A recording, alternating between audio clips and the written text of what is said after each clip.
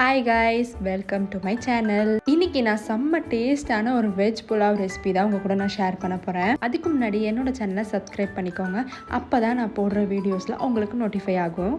இது பண்ணுறதுக்கு ஒரு கடாயில் கொஞ்சமாக ஆயில் ஊற்றிட்டு சீரகம், சோம்பு, முந்திரி எல்லாம் நல்லா ஆயிலில் ஃப்ரை பண்ண விட்டுருங்க. 2 பெரிய வெங்காயம் அப்புறம் 4-5 பச்சை மிளகாவை ஆயிலே நல்லா வதக்கி எடுத்தாச்சு. ஆனியன் நல்லா வதங்கினதுக்கப்புறமா 2 ஸ்பூன் இஞ்சி பூண்டு விழுது ஆட் பண்ணி அதையும் நல்லா வதக்கி எடுத்தாச்சு. இன்றைக்கி நான் சேர்த்துருக்கிறது வந்து பார்த்திங்கன்னா இந்த ட்ரை கலர் வெஜிடபிள்ஸ் தான். எடுத்து வச்சுருந்த அந்த வெஜிடபிள்ஸையும் ஆட் பண்ணி நல்லா அந்த ஆயிலே நல்லா வதக்கி எடுத்தாச்சு.